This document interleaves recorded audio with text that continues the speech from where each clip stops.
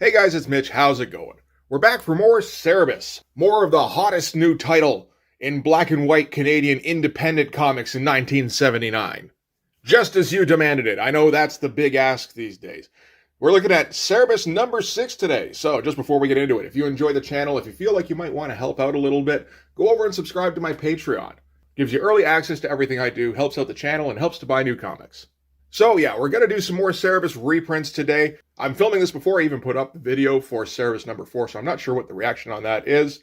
I don't imagine it's too strong. That's okay. As much as I enjoy taking the piss out of old Image comics, Cerebus is a comic that I wholeheartedly enjoy and love talking about. So in the last episode, we started setting up some of these Cerebus supporting cast. We've met Henrot, the wizard. We met his daughter, Red Sophia, and we met Elrod the albino. We're going to go over a couple of new ones today. First, we're going to do a lightning round on Cerebus number 5. This is one that doesn't need to be gone into in too much detail. First of all, pretty good cover, very Conan-y. I like the primary colors, actually, on this. There's a lot of contrast going on with the colors. I assume Dave's the one doing the color on this, and, considering he almost exclusively works in black and white, it's always interesting when he starts in on a color cover. And that's another thing that he'll get more and more skilled at as he goes on. So as usual, there's the intro taken from the Swords of Cerebus trade paperback. Nothing too important in that one, so we can just get right into the issue. We're going to kick things off with another full-page splash. We've gotten that once or twice from Dave. Not every time, but often enough to know that he's paying attention to some trends. Interesting choice to have him with his back turned to us to start off with, though.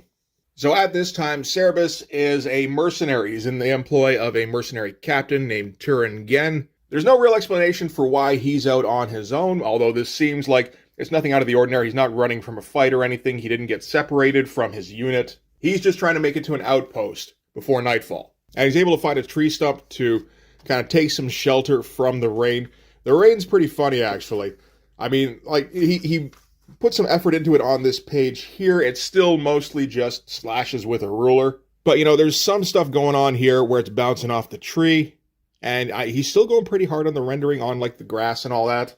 And then you can see immediately on the next page, it just becomes vertical lines with a ruler. The funny thing is, it still works. I mean, it's not like there's any kind of confusion about what's going on. It's just, it's a very quick way to get it done.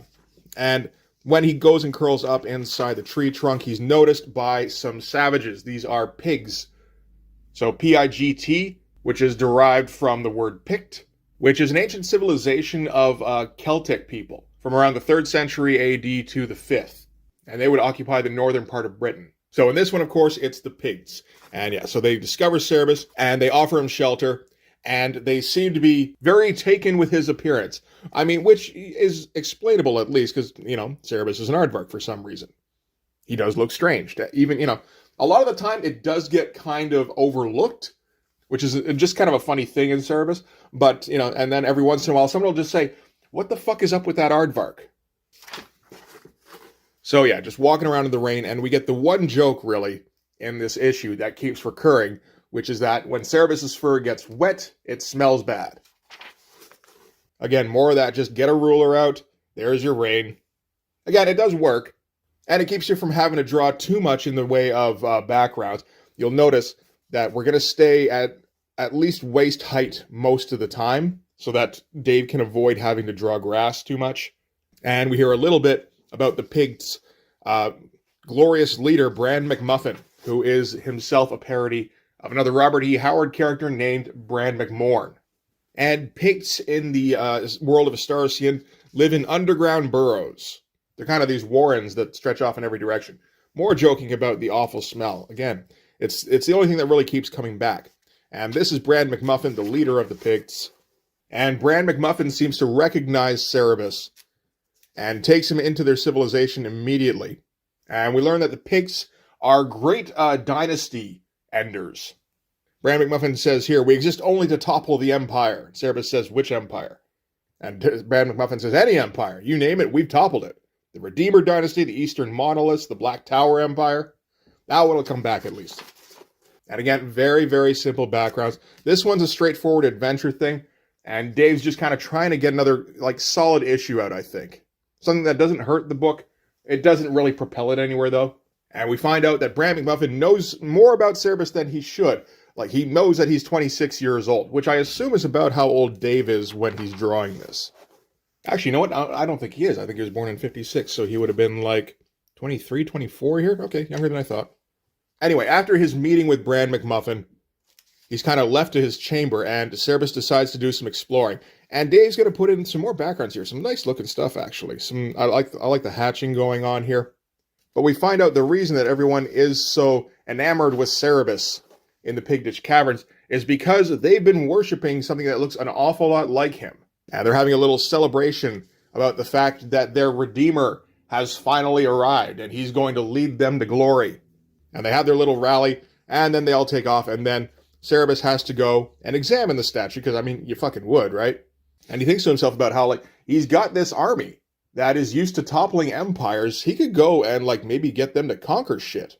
The only problem is he doesn't like this idea of being a figurehead, like a cared-for, coddled statue. And the idea of being associated with this god that he may or may not have anything to do with, that is made out of fragile material, and which has just been, like, safely kept away for all these centuries, enrages him. And he destroys the statue fairly easily, just with his bare hands. And I like the motion that Dave's got going on here. Like, this is kind of animation type of stuff as Cerebus destroys the statue. And then afterwards, in the wake of this, he's aware that the pigs are not going to be too happy about their idol being destroyed, and maybe he should just take off. So, manages to find an exit from the warren, and then wanders off to go rejoin the outpost that he was originally trying to find. At least the rain stopped. And that's it for Cerebus number 5. So yeah, interesting one. The preview for next one, drunk again. Like I said, not a ton going on in that issue, but still sets up some stuff that will return later. Not, I'm sure, that was any kind of intention of Dave's. It was just, I don't know, what's another Conan-esque story? Here, that'll work. He's the prophesied redeemer of some weird backward tribe of, proto-Celts. So from what I can tell, the response to Cerebus number 5 was not overwhelmingly positive. It was basically a giant shoulder shrug.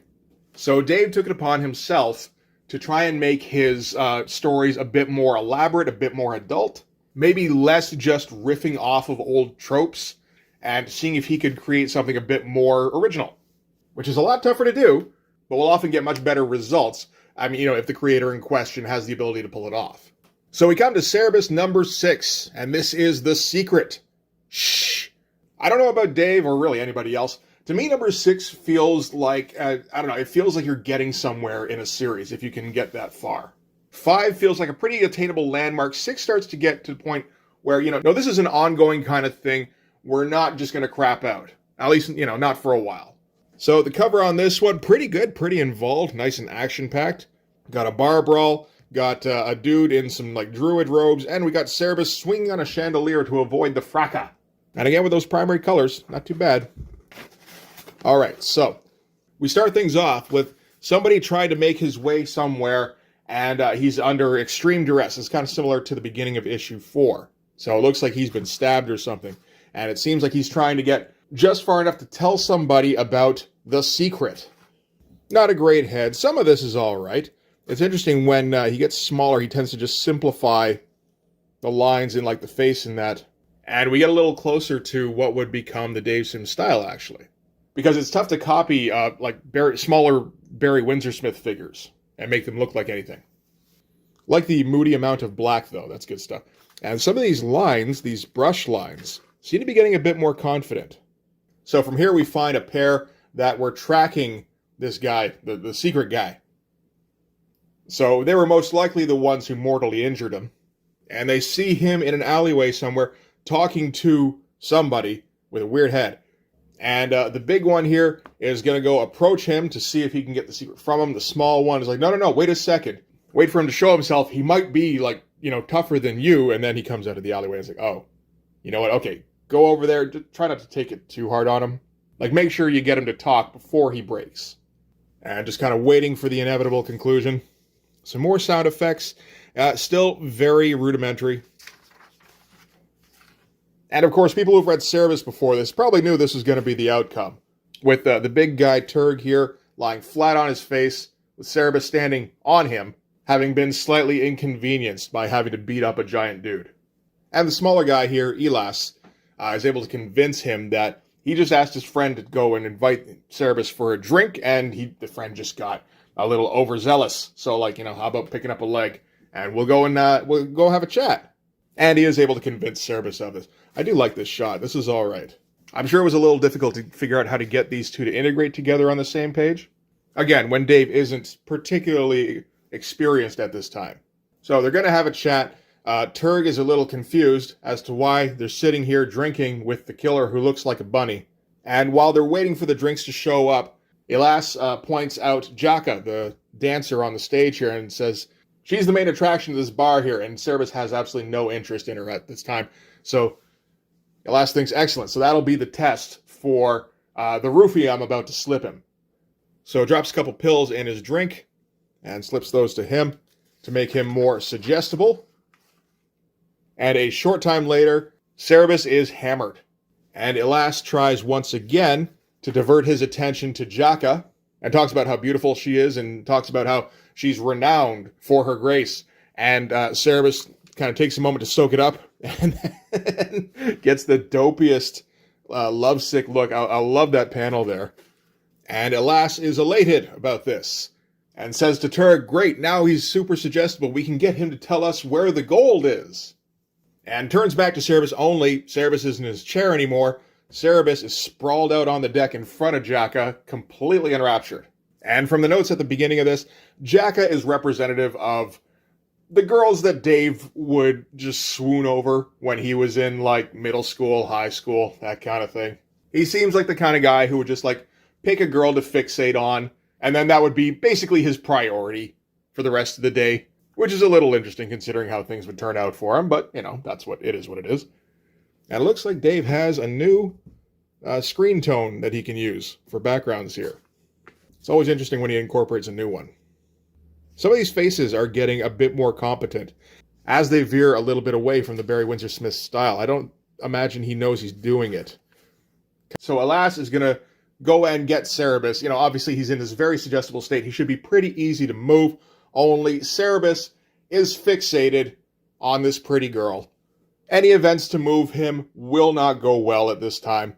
Just comes up behind him. Cerebus pokes him in the gut with his tail. I feel like this is one of the last few tail gags we're going to get. It stops being like that much of a focus going forward. Pretty soon, anyway. And Elas wanders back to Turg and goes, okay, we need to get somebody to talk to him. Turg's like, yeah, we need to get somebody to talk to. Oh, God, no, not me. And they're going to have that kind of classic back and forth in the background while Cerebus approaches Jaka, which is probably a step beyond what Dave was able to do with those girls he would get crushes on. I'm not talking shit about him or anything. I'm speaking a bit from experience. So he approaches Jaka and just kind of nervously tells her that if she wants, Cerebus would kill a yak for her supper. And she thinks that's kind of cute. So she encourages him to stick around. She'll be back on the stage again in an hour. And Turg and Elas are still arguing about whether or not Turg gets to get beat up by Cerebus next, when some of those druid-looking dudes from the cover wander into the tavern. And we find out these are the Brothers of the Black Sun. And they are tracking the guy who had the location of the gold. So Elas goes, okay, no more time to fuck around here. We got to get Cerebus and get the fuck out. And this time I'm not taking no for an answer. So approaches Cerebus. Turg already knows how this is going to go. He goes, look, you're only 3 feet tall. I'm 5'8". We know how this is going to go. So just come along quietly. And obviously that didn't end up too well for Elas. Again, trying some different stuff on the lettering though. And yeah, lands directly on some giant Borealan's table, who says, I am moved to ask, friend, just prior to rearranging your face, why did you smash my ale mug? And Cerebus is still just smitten. So this has started a bar brawl, which Cerebus wanders into the midst of because, he's just not thinking straight, and asks one of the Borealans, hey, do you happen to know where I could find Jaka? And the Borealan's like, Jaka, that whore? What do you want with her, eh, midget? Which, bad idea. And off to the side, we get a couple here who were fighting, going, what's going on over there?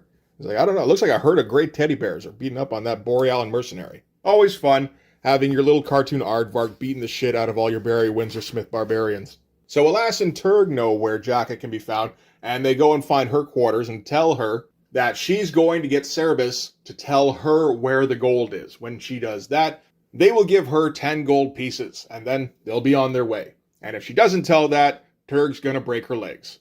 We can see here he's getting a little bit better at drawing women, but it's still not that great. So yeah, cut to shortly thereafter, where Cerebus has finally gotten some alone time with Jaka. And he's just mooning over her, just being like, Cerebus loves the little freckle on your elbow. And she's trying to get him to tell her where the gold is so that, she doesn't get her legs broken. And he's just, he keeps mooning, which causes Jaka to break down, but you get the feeling here, to break down strategically, where she says, they said they would kill Jaka if she didn't help them. And that's enough to set Cerebus off here. Oh, and we should note that Jaka is speaking the same way Cerebus is, with the northern accent, where she keeps referring to herself in the third person, which doesn't happen very often in Astarcian, so it's worth pointing out. So yeah, shortly thereafter, Turg and Ilas are having a drink and kind of bigging themselves up that they've come across such a good solution, because Jaka can convince anybody to tell them anything. And then Cerebus busts in, and Ilas is like, hey buddy, you ready to tell us where that gold is? And no, of course not. He's just there to tell him, that's only the beginning of what you'll get if you try to threaten Jaka again. So that's like 3-4 times now that Ilas is having the living shit beat out of him in this issue. And so yeah, Cerebus goes back to Jaka, and she's much more receptive to him now that he's like come to her rescue. And, he's been fawning over her this whole time. That always helps. And at this point, Cerebus is able to put together where the gold is. So he's not exactly addled, he's just hyper-focused on Jaka at this time. And so he's figuring, you and me, Jaka, we can run away together. We can go and see the sights, and I'll buy us a castle to live in, and servants. And Jaka says, you don't need to buy me with all those things. I want to go with you anyway. Which makes Cerebus the happiest he's been since he beheaded his first Borealan. And then the next page here, not much of a reason to have this page. It's just kind of Turg carrying around Ilas, while Ilas plots about how to get that information about the gold. But we do get one important piece of information, which is that the pills are going to wear off soon. So Cerebus is off getting supplies for when he and Jaka are going to go looking for that gold. And he's thinking to himself on the way back, maybe I should get like some kind of gift for Jaka. What kind of stuff would she like? Maybe I can get her some silk clothes or something. And then that's right when the pills wear off, and he completely forgets what the fuck he was ever thinking. I do like the bit here where, 1 second he's the dopey, addled boyfriend whose sole focus is his girl. And then the brainwashing wears off and he's got to go find a place to get drunk. So they're going to try one more time to look for Jaka and Cerebus. They figure they've switched rooms, so they're just going to try them one by one. And Ilas busts into the first one. Oh shit, it's not Cerebus, it's the Brothers of the Black Sun. And Ilas says, beat me up carefully, would you? I haven't been well lately. It's fun stuff. A lot of scene changes in this. And then we end with Cerebus trying to remember what the hell he was doing in this tavern in the first place. And at that point, Jaka comes out from around the corner, and Cerebus doesn't recognize her at all, and tells her, stand aside, wench. And she said, wait, what about all the traveling? The Wall of Sai and the Tekatman Kingdoms? And he said, what about them? And after that, Jaka can tell that Cerebus truly doesn't remember any of his time with her, and she figures someday he'll remember, and at that time he'll return, and she'll be waiting for him. And that's the end of Cerebus number 6. And we get our aardvark comment here, including a letter from Michael Moorcock, who is the author of Elric. And he says he enjoyed Cerebus the aardvark, and thoroughly enjoyed the Elrod sequence, particularly the bit with the Black Blade, but his only complaint is that the Elrod drawn derives from no description of mine, but from Barry Smith, because this is when he's Barry Smith, not Barry Windsor Smith, who used Jack Gowan's Elric covers for Lancer as a model. Jack Gowan's ideas were all his own and did not follow my descriptions at all. Interesting to see a third-generation version. He says, thanks for Cerebus, I look forward to issue 7. So he had to just correct him a little bit there. Preview, next issue is going to be the return. I say the return of Elrod. Again, trying some new stuff with that lettering. And the single page, this is the debut of the single page. It's been hyped up a fair bit before this. Is going to be a single page by Mike Zulli. And this is kind of typical for Michael Zulli. Just an insane amount of detail. Michael Zulli's kind of an artist's artist. And Davison would actually go on to publish some of Michael Zulli's stuff. I think in, was it Puma Blues? It was Puma Blues. Okay, good. All right, so that's it for Cerebus number 6. And that is a big issue because the character of Jaka would return often. And when Jaka did return, it would be a momentous occasion. It would happen a few times. And I think the reason for that is because Jaka was extremely popular with the readers of Cerebus at the time, or at least the relationship was. I think they liked the idea of the tough as nails cartoon aardvark who could beat the shit out of anybody going gaga over some cute little dancer girl. And honestly, I wouldn't be surprised if Dave Sim didn't exactly want to bring Jaka back too often. But like, listening to your fans isn't always a bad idea, so, why not try that every once in a while? And I'm sure it usually would get a pretty good response. So that's going to do it for Cerebus number 6. I think next one will actually be about Cerebus number 7, so we won't have to do any catch-up, and I can actually use the original copy that I have, which is nice. So that'll do it for this one. Thanks very much for watching. If you like this video, please hit like, hit subscribe, hit the notifications so you know when the next one's coming out. Go over and subscribe on my Patreon. That'll give you access to everything I do, from the Blood Force stuff to the YouTube videos before they get uploaded to YouTube, as well as some Patreon exclusive content. You can also follow me on Instagram and DM me there for commissions, and you can go and join the Blood Force Discord server. So yeah, that'll do it. Thanks again for watching. I'll see you guys in the next one. Bye-bye.